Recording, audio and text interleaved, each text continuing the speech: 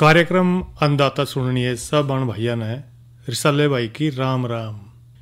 कार्यक्रम अन्नदाता, इसमें भाई हम चर्चा कर रहे हैं खेती की और इसके साथ साथ भाई पशुधन की, इसके साथ साथ भाई सब्जियों की।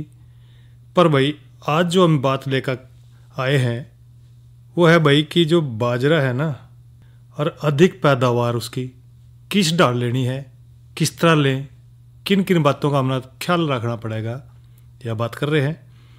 क्योंकि सारे जाना है कि भाई सर्दी का मौसम जब आवेगा यूँ देखेंगे कि भाई सर्दी में तो बाजरा खाना चाहिए, क्योंकि भाई बाजरा बड़ा पौष्टिक है, शरीर ने भाई ऊर्जा भी दे है। साथ साथ में जिस तरह के भाई कई डाल की बीमारियां हैं, जिस तरह के मधुमेह का जिक्र कर लें या कोई भाई दिल से संबंधित कोई समस्या है उसका जिक्र कर लें, तो भाई ऐसे जो है ना बाजरे का अगर वो उपयोग करें खाने में तो बहुत बढ़िया रहेगा उन खातर। भाई इसकी पैदावार भी बढ़ानी है हमने, और किस तरह बढ़ावेंगे भाई, जब हमारे पास बढ़िया अच्छा बढ़िया बीज होगा तो हमने क्या अभी उसकी किस्म देखनी पड़ेगी, कौन सी किस्म लें भाई।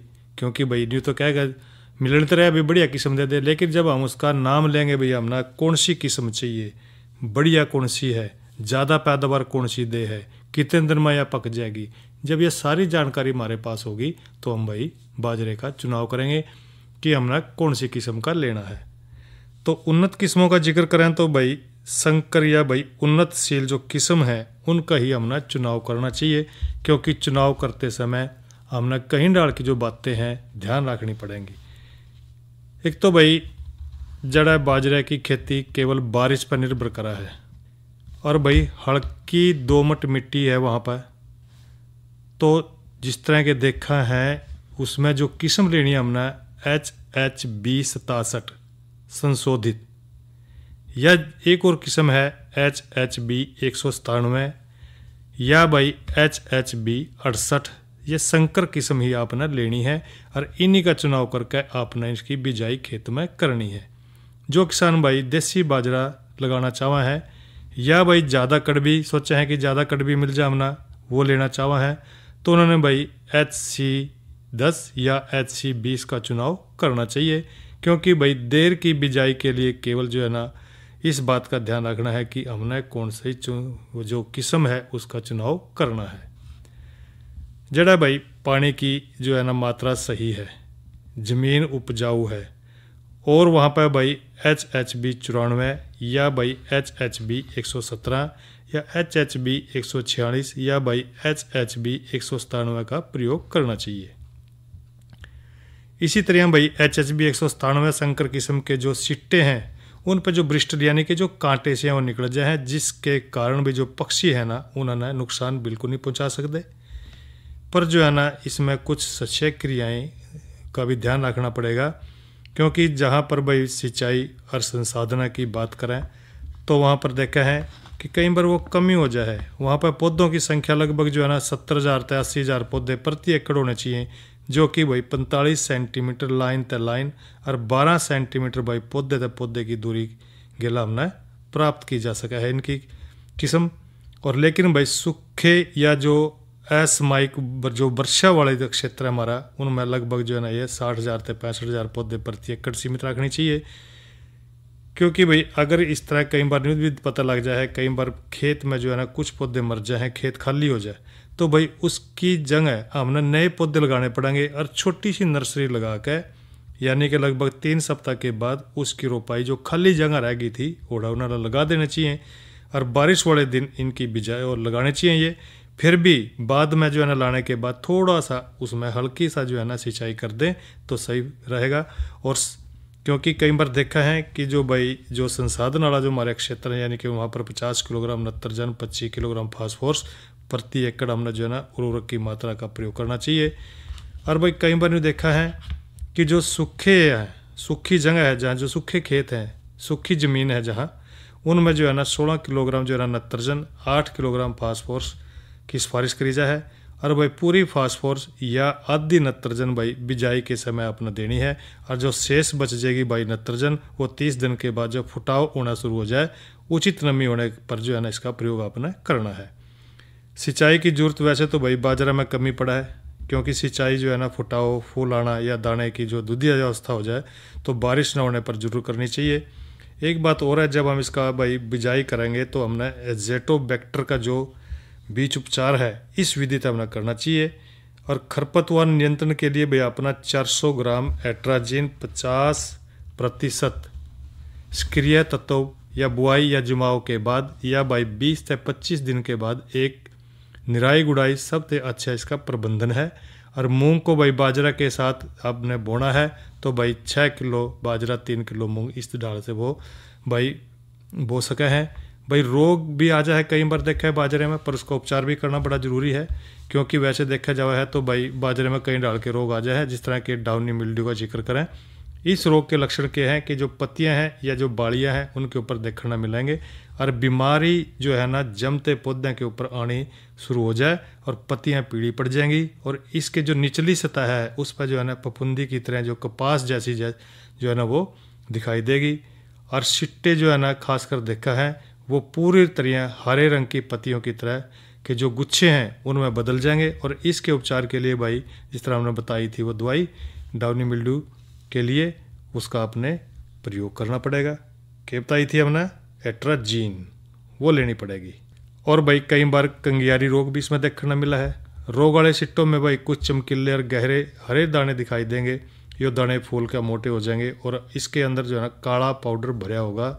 और इसकी रोकथाम के लिए अपना भाई HHB 146, HHB 197 या HC10 या भी HC20 किस्म का प्रयोग करना पड़ेगा। और अगेती बुआई में ये रोग कम लगा है, इस बात का भी ध्यान रखें। एक रोग और आ जाए इसमें, चेप्पा।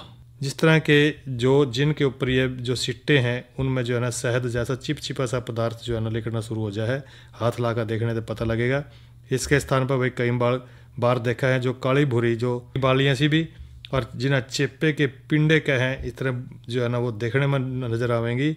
अगर बीज में चेप्पे के पिंडे मिलें तो भाई उस बीज को 10% नमक के घोल में डुबोने पर जो अर्गट पिंडे हैं ऊपर तैरने शुरू हो जाएंगे। और अलग करके बीज को धोकर सुखा लें और बीज को भाई प्रति जो है ना 2 ग्राम एमिसान या भाई 4 ग्राम थायराम प्रति किलोग्राम तय उपचारित करना है। अगेती बुआई करने तो ये रोग बिल्कुल नहीं आवेगा, इसकी संभावना कम हो जाए। तो भाई जो बात बताई है आपने इनका ध्यान रखना है। कहानी नहीं बदली, स्टाइल गया है बदल। जो कहानियां हम सुनते आए देखते आए अब वही वैसी ही कहानी सुनाएगा digital. Download waves OTT app now and watch for free.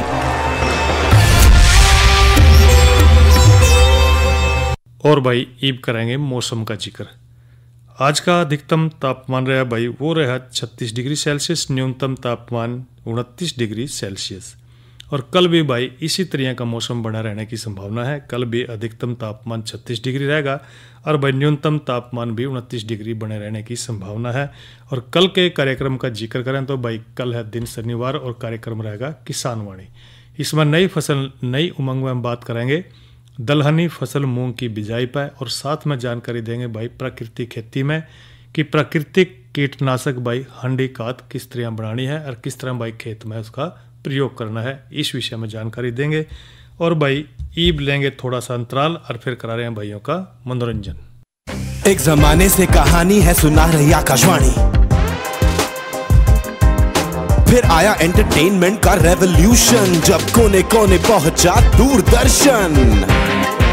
कहानी नहीं बदली, स्टाइल गया है बदल। जो कहानियां हम सुनते आए देखते आए अब वही वैसी ही कहानी सुनाएगा digital. Download waves OTT app now and watch for free.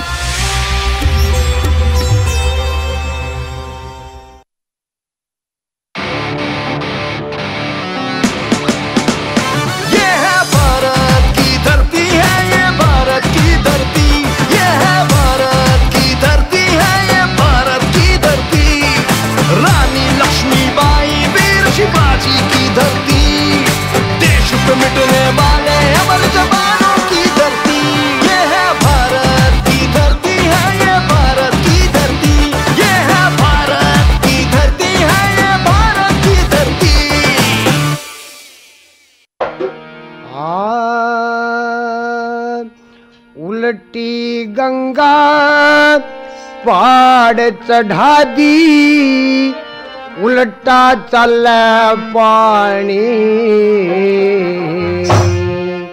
दासी बन के रहन लागी खुद दमयंती रानी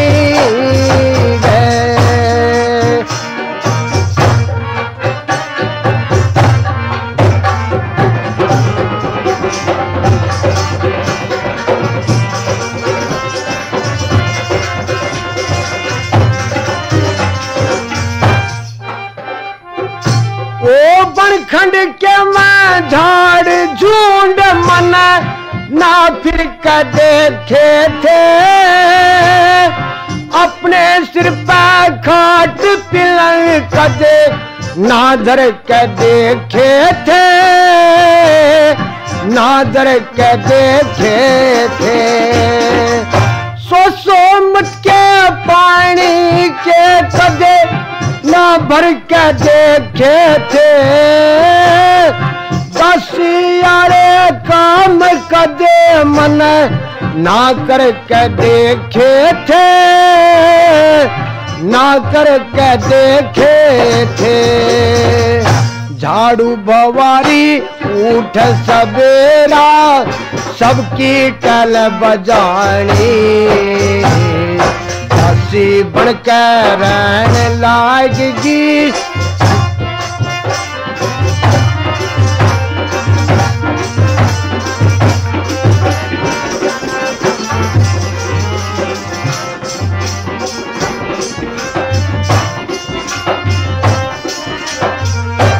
इस जिंदगी में काट लिए जो अगवत में बोए थे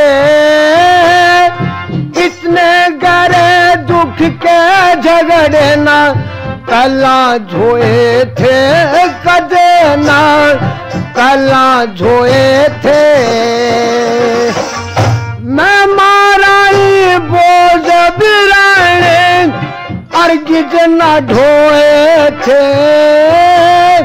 झूठे खुट्टे घर के बर्तन ना मंजे धोए थे ना मंजे धोए थे बसी खुशी टूक मिले पड़ झूठ तक खानी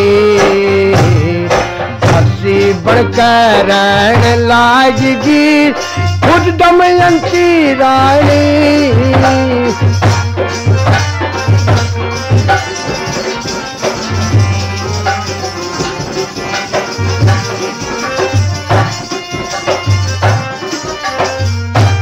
इस जिंदगी में काट लिए जो अगवत में बोए थे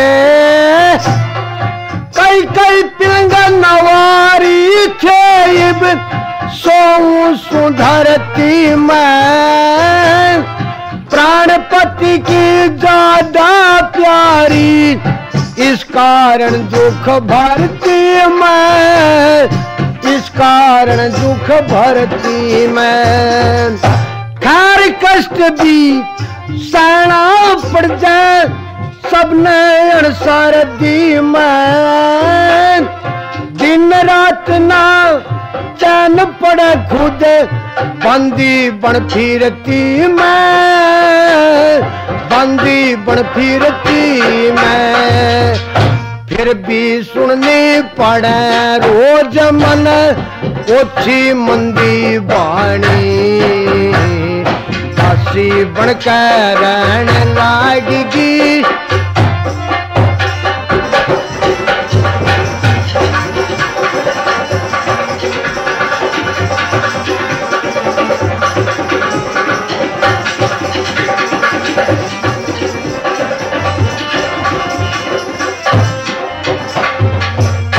मन महारानी कया करे थे बोर बिखर गई मेरी राजपाट धन दौलत लुट गई न्यू होगी डूबा ढेरी न्यू होगी डूबा ढेरी सीढ़ी सुती छोड़ दई किते डिगर गया केरी इतनी कटा कई अंशु गेरी, कई कई अंशु गेरी। लक्ष्मी चंद के तेरा ना कब होगी दुख की हानि, दासी बनकर रहने लाएगी खुद दमयंती रानी।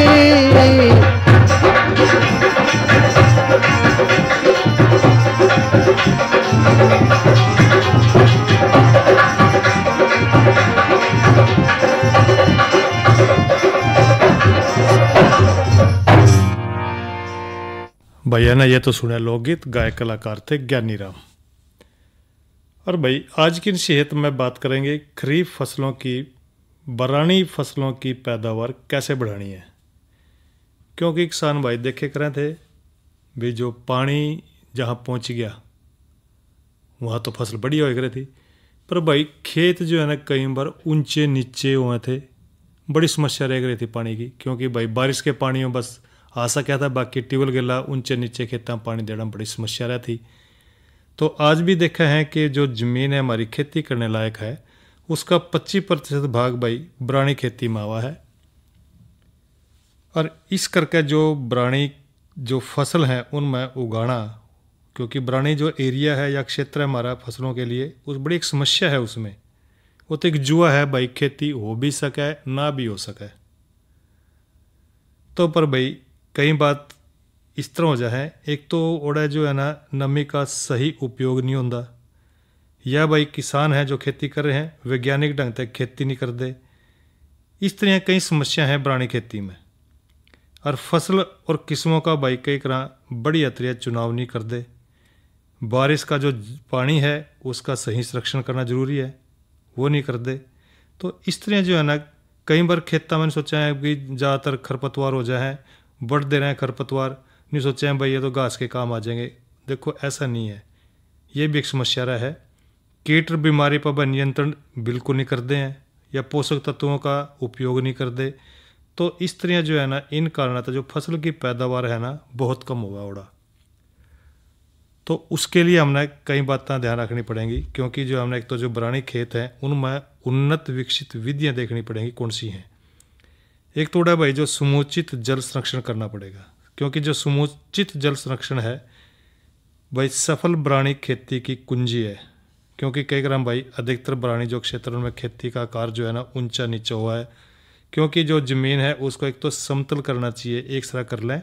और जिन खेतों में भाई ढलान ज़्यादा हो ओड़ा छोटे छोटे हिस्से में बांट के उनके चारों तरफ भाई मेड़बंदी कर लें, बढ़िया रहेगा। ताकि जो बारिश आवेगी उसका जो पानी है खेत में बैक है वो बाहर ना जाए, बल्कि भाई उसका भूमि में जो है ना संरक्षण हो जाए तो बहुत बढ़िया है। क्योंकि बारिश के पानी को भाई अधिक मात्रा में रोकने के लिए खेतों में ढलान के जो उल्टी दिशा में मेड़बंदी करनी पड़ेगी।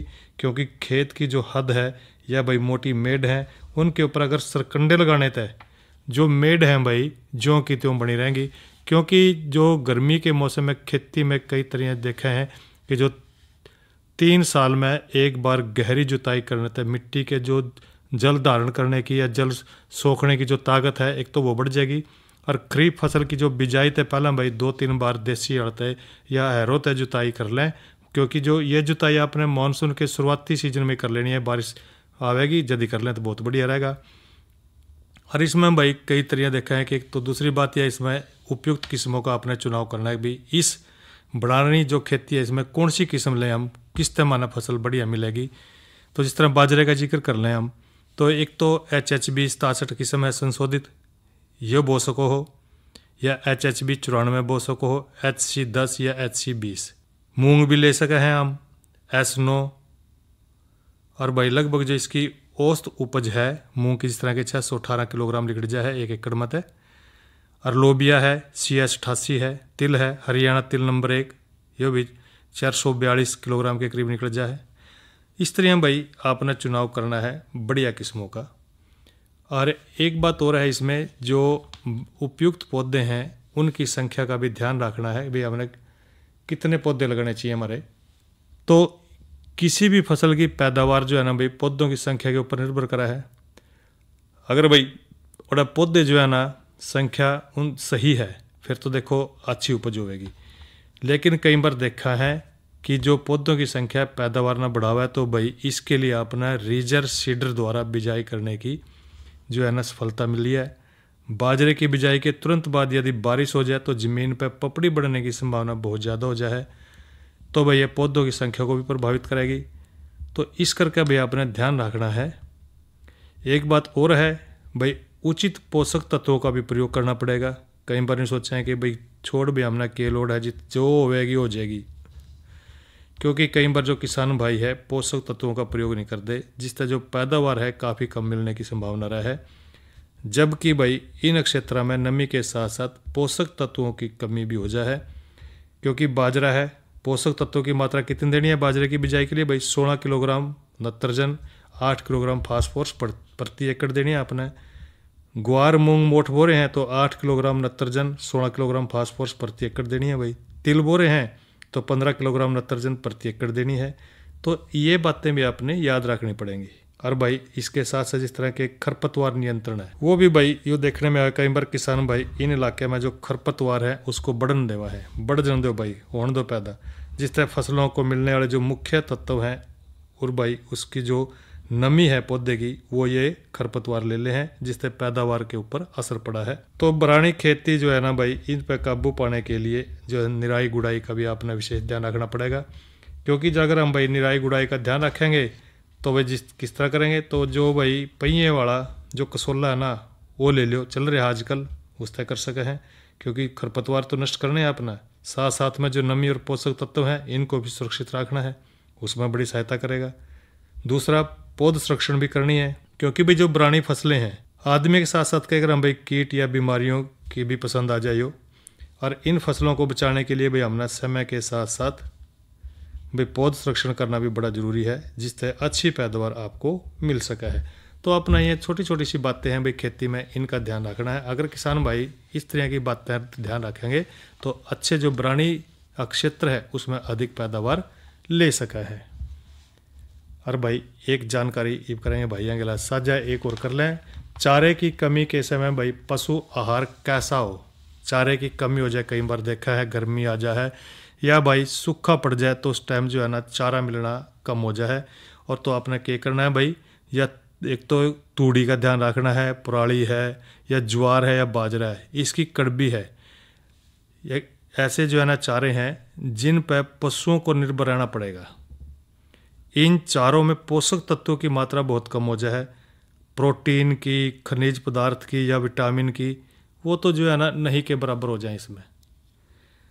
तो भाई पशु इनको पर्याप्त मात्रा में नहीं खावेगा, तो पशुओं का जो जीवन है, निर्वाह उनका, उनकी ज़रूरत है, उसको पूरा करने खातिर भाई हमने क्या करना पड़ेगा, फिर हरे चारे बनाना पड़ेगा। उसकी कुछ विधियां हैं, जिस तरह के तूड़ी का यूरियाकरण करना है,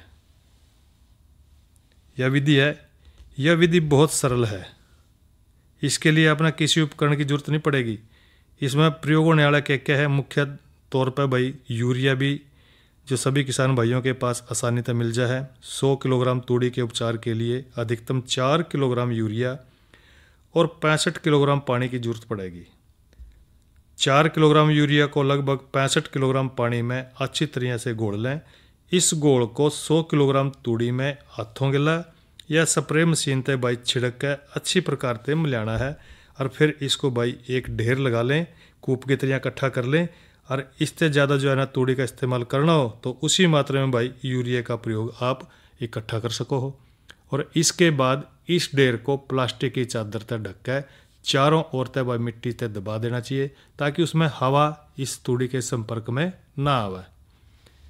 4 हफ्ते में इस तूड़ी का यूरियाकरण हो जाएगा और इसे खोल कर भाई बड़ी आसानी से पशुओं को खिला सको हो। तो उपचारित तूड़ी को भाई पशुओं को खिलाने से पहला 2 दिन के लिए हवा धूप लगानी बड़ी जरूरी है। और भाई इस तरह जो है ना उपचारित तूड़ी में कच्ची प्रोटीन की मात्रा 8 से 10% हो जाएगी, पोषक तत्वों की मात्रा भाई 15 से 20% बढ़ जाएगी। और इसी तरह जिससे जो है ना पशु जो है ना उपचारित तूड़ी को अधिक मात्रा में खावेंगे, और यह चारा जीवन निर्वाह के लिए जो है ना बहुत बढ़िया रहेगा। और जो भाई जो दूध दे रहे हैं पशु उनके लिए भी अच्छा है। अधिक दूध उत्पादन के लिए भाई इसमें दाना और खनिज मिश्रण मिलाकर फिर खिला सको हो। यूरिया सीरा मिश्रण बनाने की विधि क्या है? अगर आपने भाई यूरिया सीरा मिश्रण बनाना है तो उसमें क्या करना है? यूरिया सीरा मिश्रण बनाने के लिए भाई 10 किलोग्राम सीरा, 1 किलोग्राम यूरिया, आधा किलोग्राम नमक और आधा किलोग्राम खनिज मिश्रण इसकी जरूरत पड़ेगी। सबसे पहला 1 किलोग्राम यूरिया को भाई 10 किलो पानी में अच्छी तरह से घोल लें। फिर इसने भाई सीरे के साथ अच्छी तरह मिलावें और इसके बाद भाई इसमें आधा किलोग्राम नमक और आधा किलोग्राम खनिज मिश्रण भी मिला सका हो। अब इस तरह से भाई तैयार इस यूरिया सीरा मिश्रण को 90 किलो तूड़ी में अच्छी तरह मिला के पशुओं को आवश्यकता अनुसार खिला दें। यूरिया सीरा मिश्रण को भाई अधिक मात्रा में बनाकर भी रख सका है, क्योंकि जरूरत के अनुसार भाई तूड़ी में मिलाकर रोजाना पेट भर पशुओं को खिलाया जा सका है और इससे भाई जो पशुओं का जीवन निर्वाह है वो अच्छी तरह से हो सका है। और भाई किसान भाइयों को यूरिया का प्रयोग सावधानीपूर्वक करना चाहिए। कुछ एक बातों का उन्होंने ध्यान रखना पड़ेगा, क्योंकि भाई जो यूरिया है कई ग्राम उचित तरीके से तूड़ी का उपचार करके या सीरे के साथ मिलाकर भाई निश्चित मात्रा में उसको देना चाहिए। अगर कई बार सोचा है कि भाई चलो ये बन गया अरीना शुद्ध सीधे तौर पे दे दें, तो ऐसा नहीं है भाई। सीधे तौर पे आपने बिल्कुल नहीं खिलाना है। यूरिया को पानी में घोल कर ही तूड़ी का उपचार करना है या सीरे के साथ मिलाकर, या यो सोच लें कि वो भाई अच्छी प्रकार से मिल गया इसमें कि नहीं मिल गया, इस बात का भी ध्यान रखना है।